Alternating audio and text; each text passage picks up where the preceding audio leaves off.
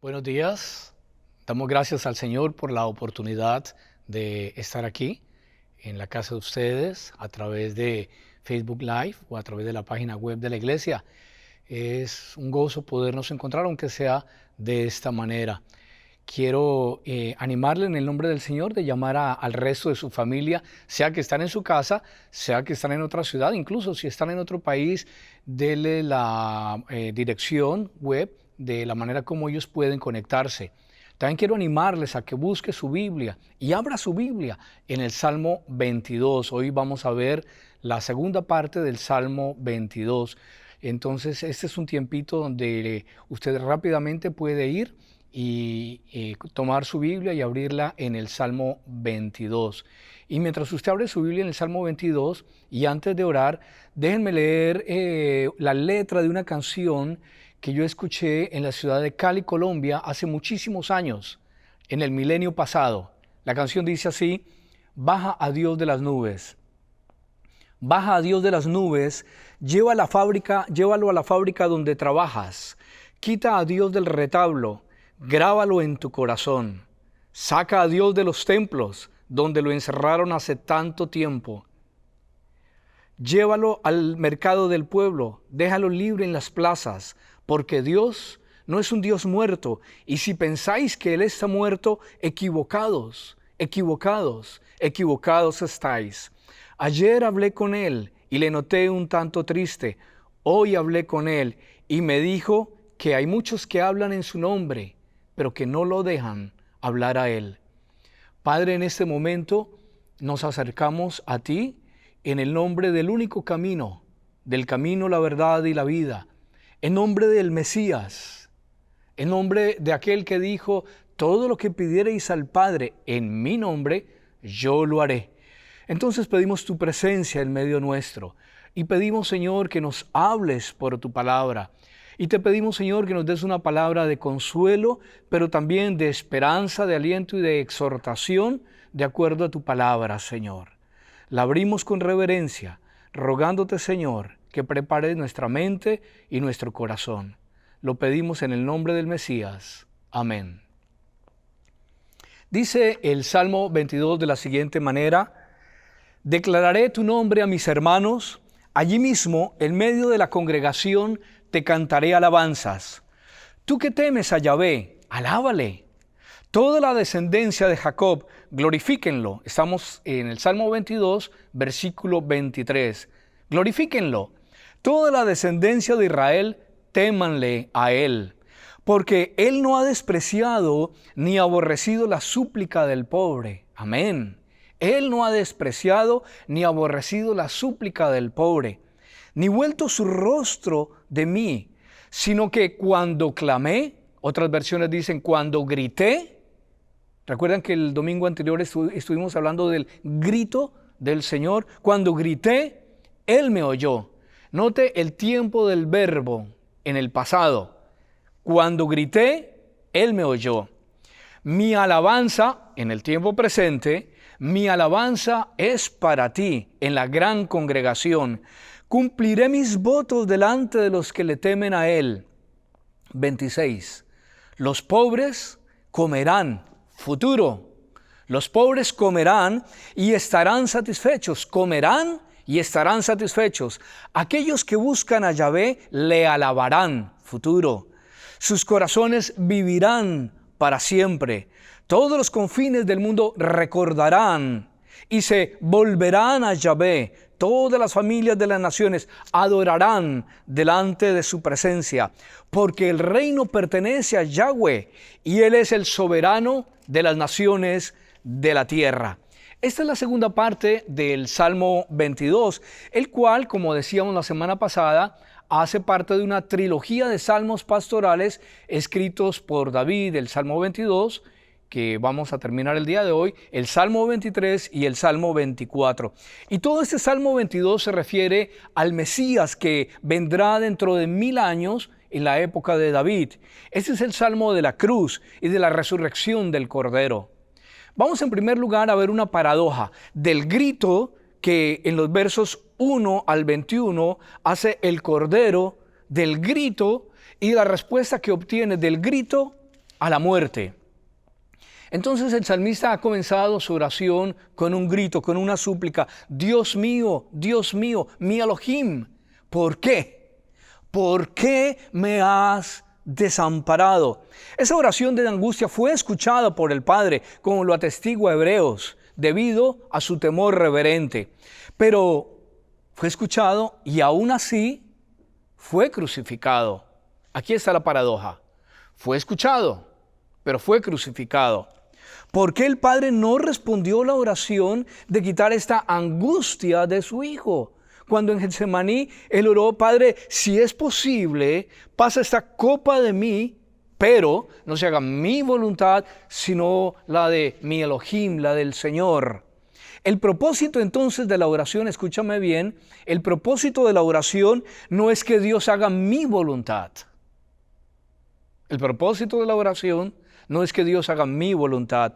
Yo sé que en algunos círculos del capitalismo religioso salvaje se enseña que si tú siembras generosamente y declaras y confiesas cosas de forma positiva, entonces Dios estará a tu servicio, Dios será tu sirviente y responderá todas tus necedades. Pero eso no es así. No te equivoques. Mira lo que dice la eterna palabra del Señor en 1 de Timoteo, capítulo 6, versículo 16.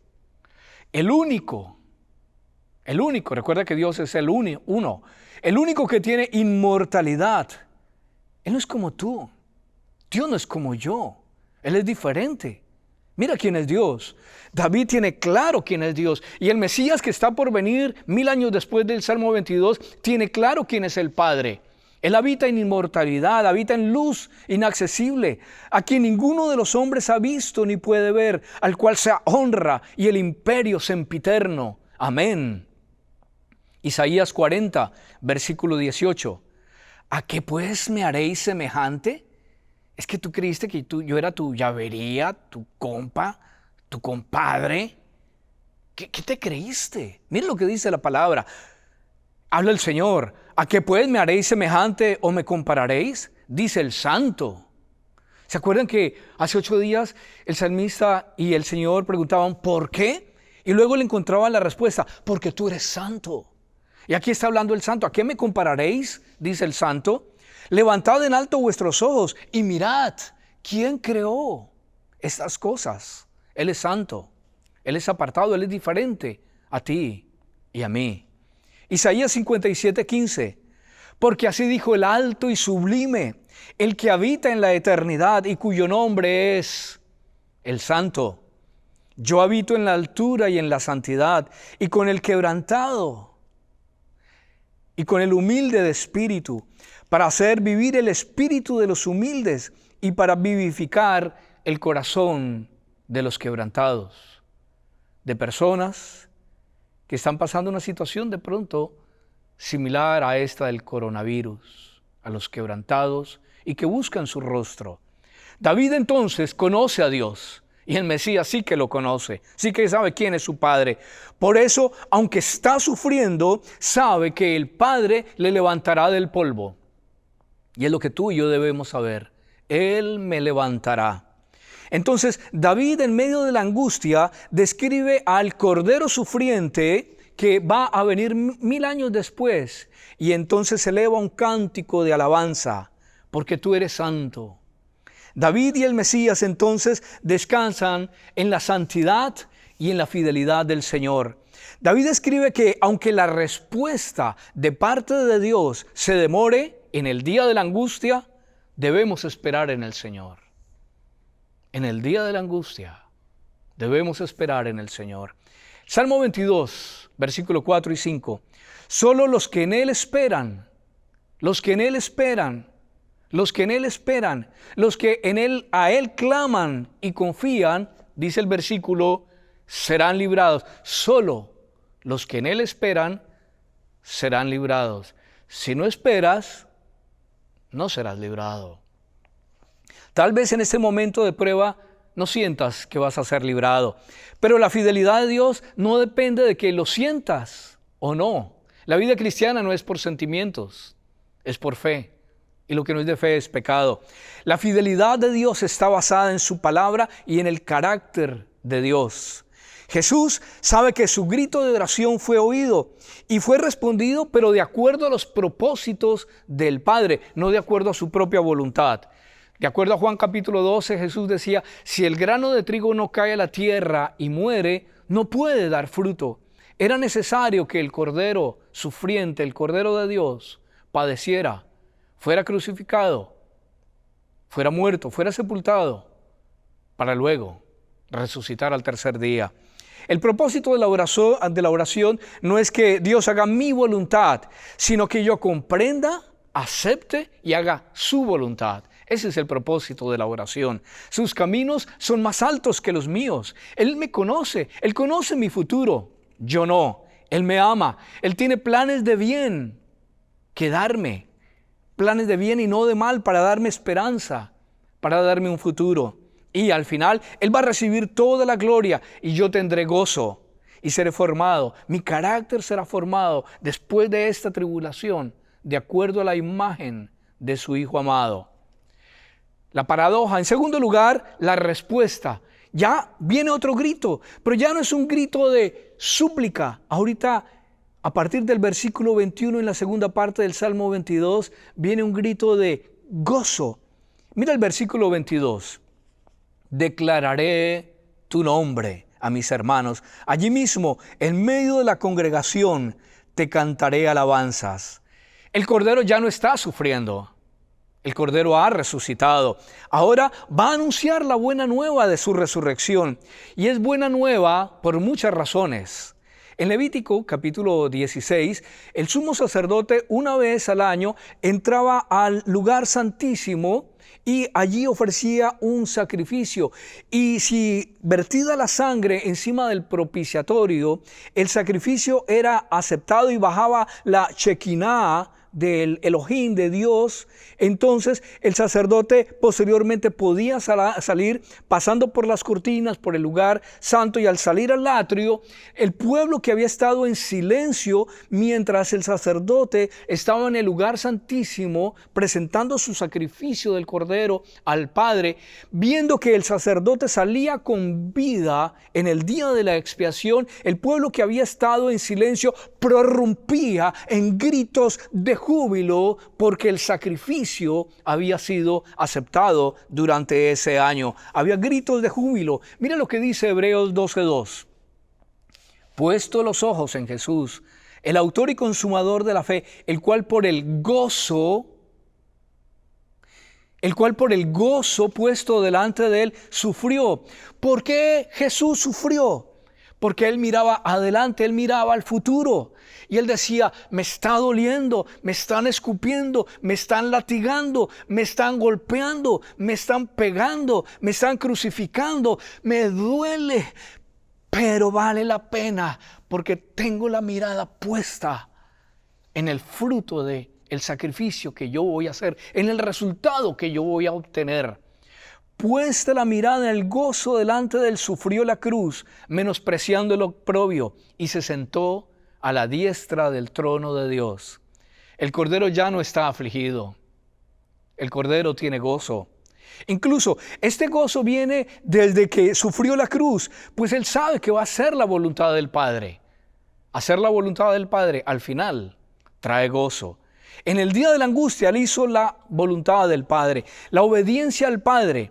Y el obtener la salvación de sus hermanos siempre fue el gozo puesto delante de él. Mira lo que dice el profeta Isaías 700 años antes de que viniera el Mesías, en el capítulo 53 de su libro, el versículo 11. Cuando vea, está hablando del Mesías que va a venir 700 años después, cuando vea todo lo que se logró mediante su angustia, quedará satisfecho. Tendrá gozo. Y a causa de lo que sufrió, mi siervo justo hará posible que muchos sean contados entre los justos, porque Él cargará con todos los pecados de ellos. Esta pandemia que estamos viviendo en este siglo XXI, en el 2020, también tiene un propósito: que fijemos los ojos en Cristo. Fija los ojos en Cristo, tan llenos de gracia y amor, y lo terrenal sin valor será a la luz del divino Señor.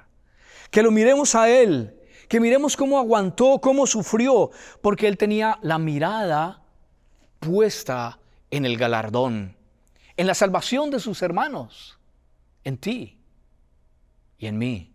En resumen, su gozo se expresa en estas palabras: anunciaré tu nombre a mis hermanos. Esas son palabras proféticas de David en el Salmo 22.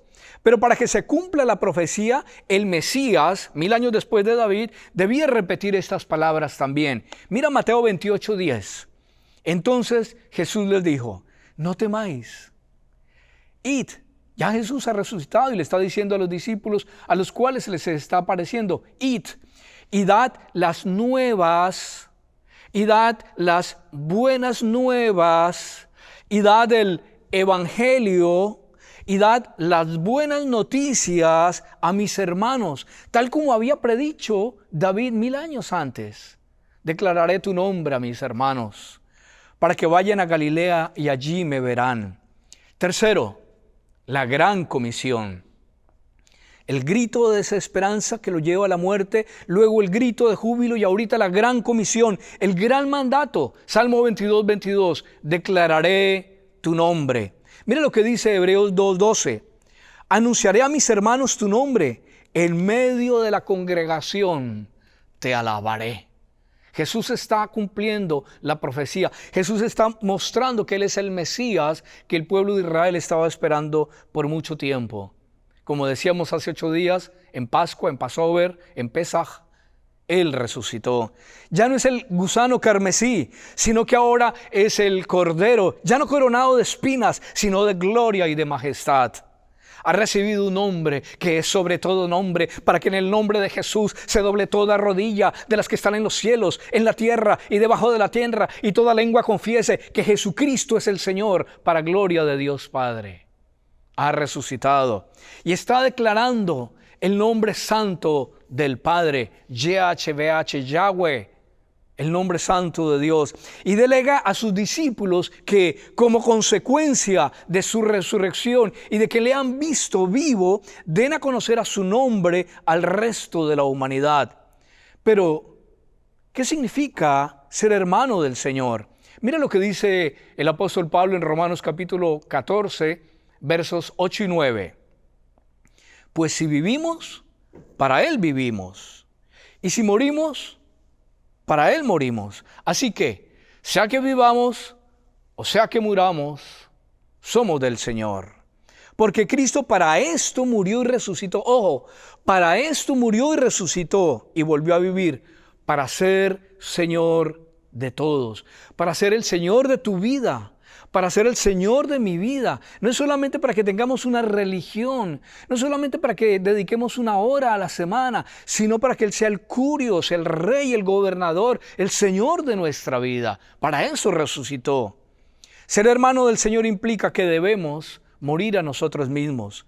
2 Corintios 5:15 dice: y por todos murió, para que los que viven ya no vivan para sí.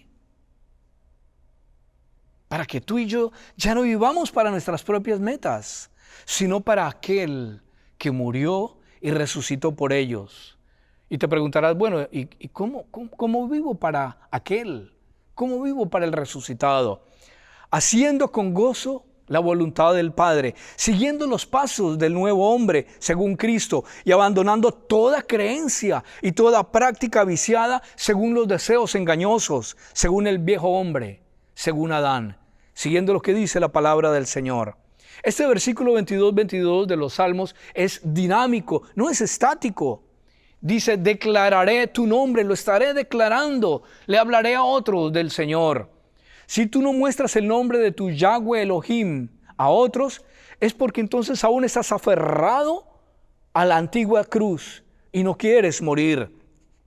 No has muerto todavía a tus pasiones, a tu antigua vida, a tu yo. No has muerto. Sigues pendiente de tu antigua vida. Pero solamente cuando el resucitado vive en ti, entonces tú muestras a través de tu testimonio de vida, de tu cambio de vida, de tu frescura de vida, pero también a través de tus palabras, la confesión verbal a los demás de que Jesucristo resucitó y de que Jesucristo es el Señor. Solo el que tiene el virus lo puede pasar a otros. ¿No tienes el virus? No lo puedes pasar. Solo aquellos que realmente tienen a Jesús como Mesías, como pastor de sus vidas, lo pueden pasar a otros. Lo contrario también es verdad. Si yo no le hablo a otros acerca de Jesús como Mesías, probablemente no tenga a Jesús. Solo el que tiene el virus lo puede pasar. ¿No pasas a Jesús? ¿No lo pasas a otros? ¿El sanador de todos los virus? Entonces, no tienes a Jesús. Mateo 28, 16 al 20 dice: pero los 11 discípulos se fueron a Galilea, al monte que Jesús les había ordenado, y cuando le vieron, le adoraron. Y Jesús se acercó y les habló diciendo: toda potestad me es dada en el cielo y en la tierra, por tanto, id y haced discípulos a todas las naciones, bautizándolos en el nombre del Padre, del Hijo y del Espíritu Santo, enseñándoles que guarden todas las cosas que yo os he enseñado. Y aquí yo estoy con vosotros todos los días hasta el fin del mundo. Id.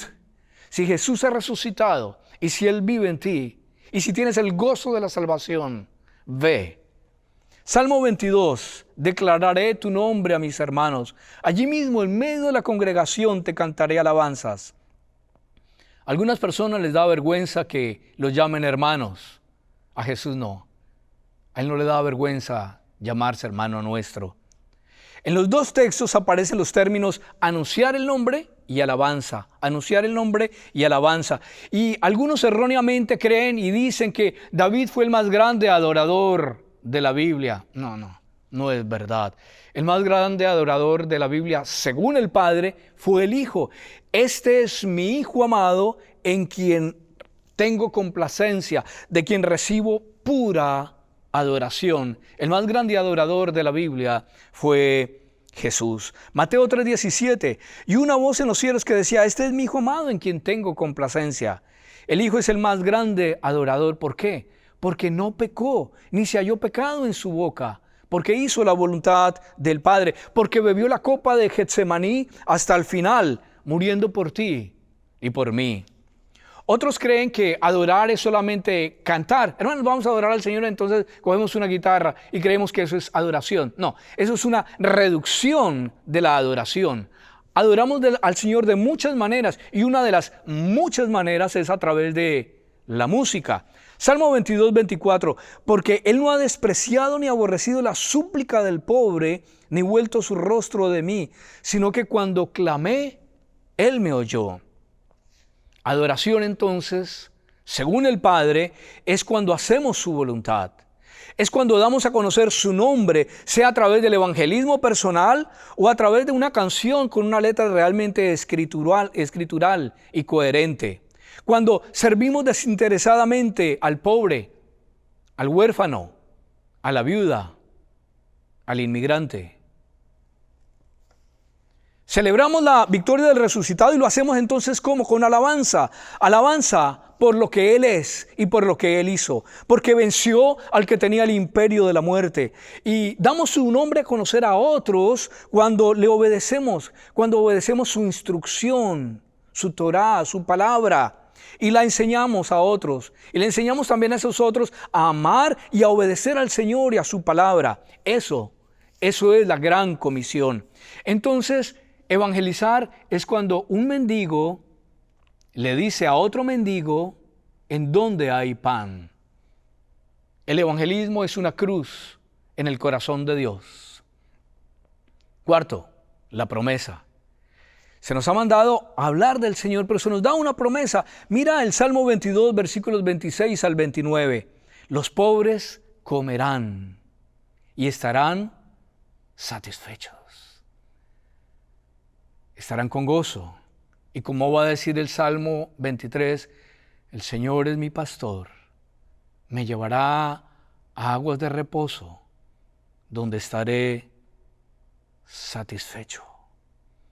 No es por la abundancia de bienes materiales, no es porque tienes un carro último modelo, no es porque tienes una cuenta gruesa en tu banco, es porque el Señor es tu pastor y tú eres oveja de su prado.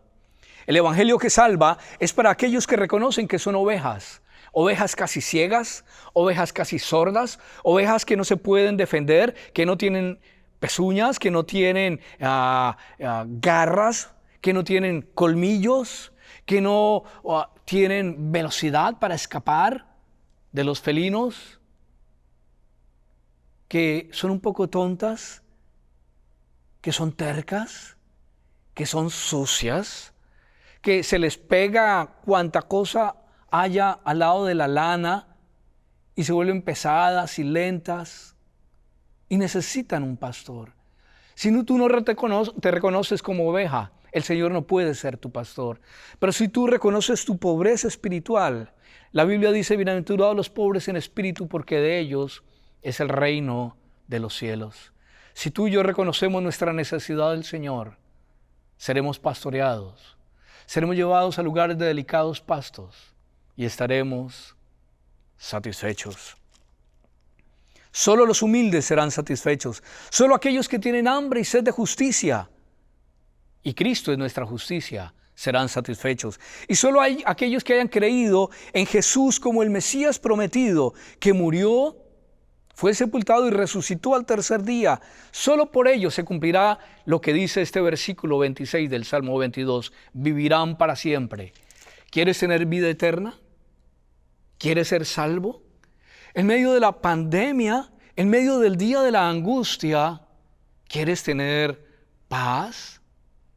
¿Quieres que el Señor te pastoree y te lleve a lugares de delicados pastos?